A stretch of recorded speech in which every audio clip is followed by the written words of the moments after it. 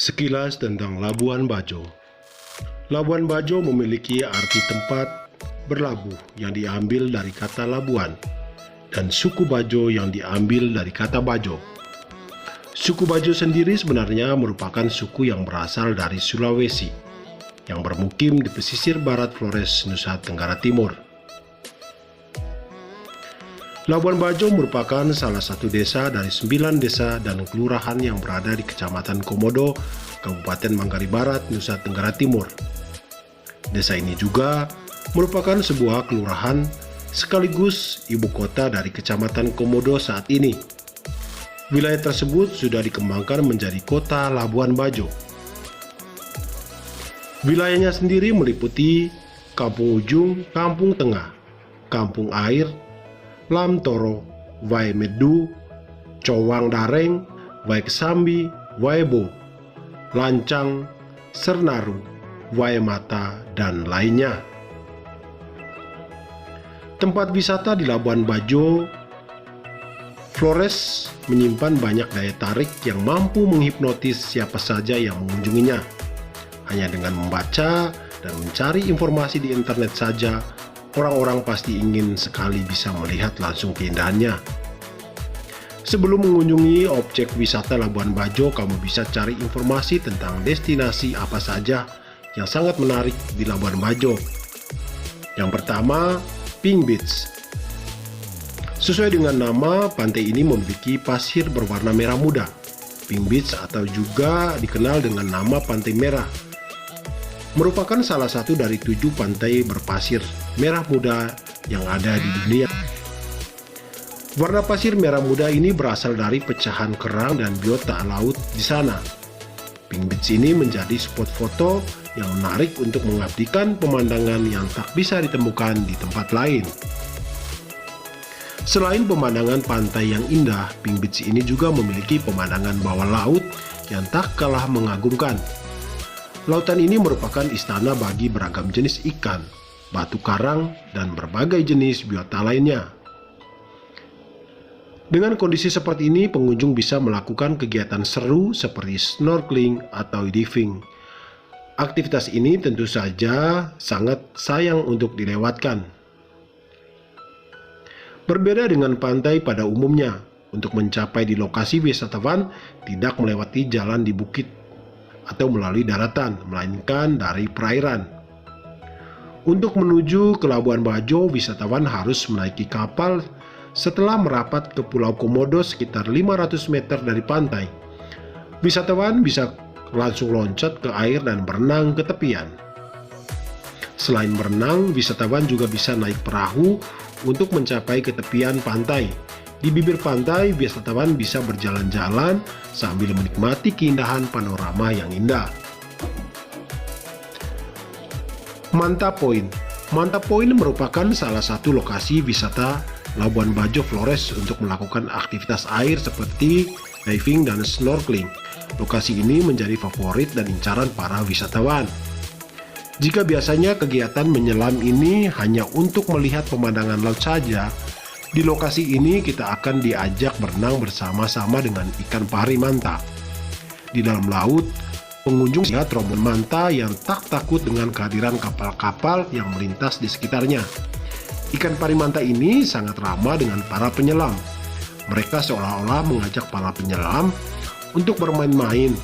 Pengunjung tak perlu takut, ikan ini tidak berbahaya karena tak memiliki sting atau sengatan di ekornya, berbeda dengan jenis ikan pari lainnya. Pulau Padar. Pulau Padar merupakan pulau ketiga terbesar di kawasan Taman Nasional Komodo. Setelah Pulau Padar dan Pulau Rinca, berbeda dengan 2 pulau lainnya, Pulau Padar ini tidak dihuni oleh Komodo.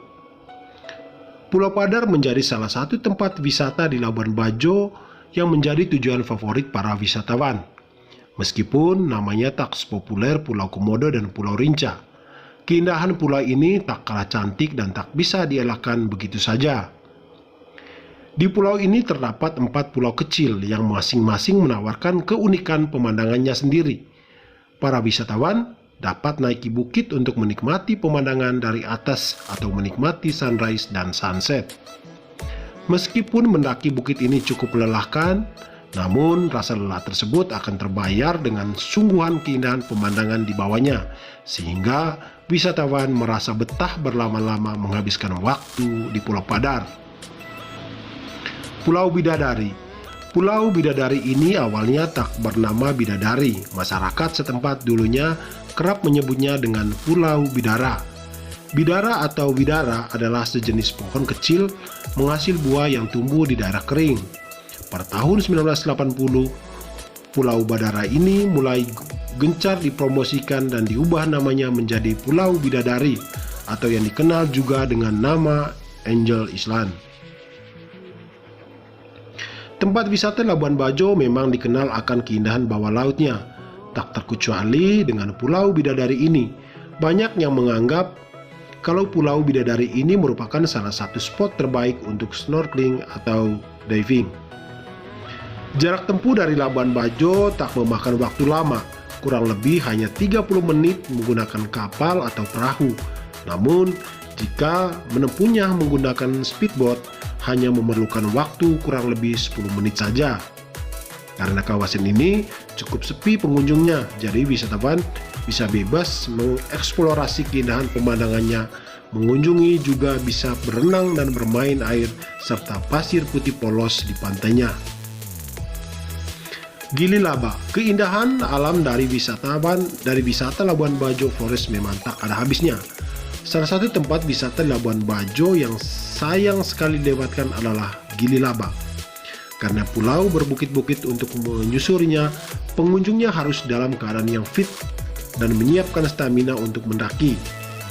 Waktu yang dibutuhkan untuk mendaki mencapai puncak kurang lebih bisa ditempuh selama 40 menit.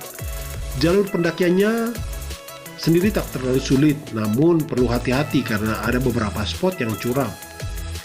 Karena cuaca di sana cukup panas, waktu terbaik mengunjungnya adalah menjelang sore, yaitu sekitar pukul 15 WITA. Selama mendaki, pengunjung bisa beristirahat sembari mengambil foto pemandangan di sekitarnya. Sesampainya di puncak, pengunjung bisa menunggu sampai waktu matahari terbenam menikmati sunset di sini. Pasti akan menjadi pengalaman yang tak terlupakan. Goa Batu Cermin.